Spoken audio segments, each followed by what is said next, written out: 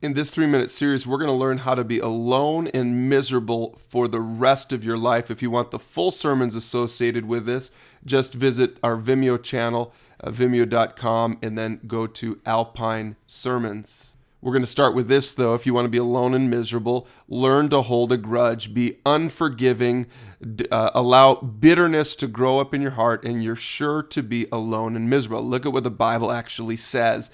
It says that we should make every effort to live in peace with all men and to be holy.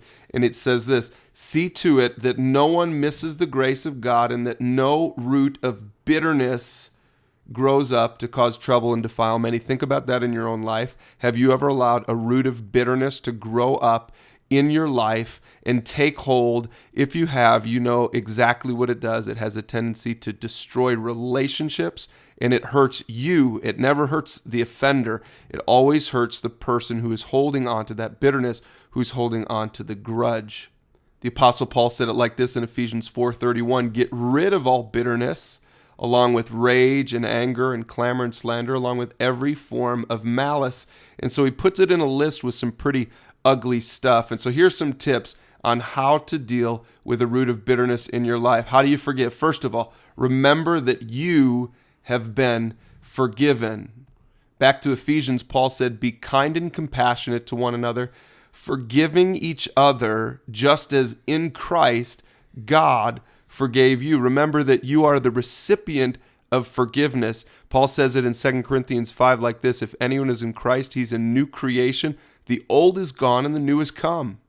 And he says all this is from God who reconciled us to himself through Christ. Reconciliation is all about restoring relationships, and Jesus forgave us by going to the cross. God gave us forgiveness by sending Jesus to the cross, and what a great example that is for how we can first of all learn to forgive. Remember that you have been forgiven. Second thing is understand that forgiveness is a gift. If you're waiting for the other person to earn your forgiveness, you'll never give it to them. Remember that you have to give it. You have to be proactive. The other person will not deserve the gift. You just have to give it. Think about it. You didn't deserve the forgiveness that Jesus offers to you, but he still gave you that gift, and you have to do the same thing. Here's a third thing you can do is choose to pray for the offender. Pray for your enemies. Pray for the people that have hurt you. You will learn that as you pray for somebody, it's really hard to hold a grudge against them. So that's a real practical thing. Jesus did this. He prayed on the cross, Father, forgive them because they don't know what they're doing. Try praying that same prayer for the person that has hurt you. And then finally, recognize that forgiveness is a process. The disciples asked, how many times should we forgive? And Jesus said, 70 times 7. Remember, it's a process. It could take quite a while for you to feel that sense of release. And it might be you have to forgive someone many times over for the same thing, for the same offense, because forgiveness is a process. Matthew 6:12, Jesus said, pray like this, forgive us our debts as we also forgave our debtors.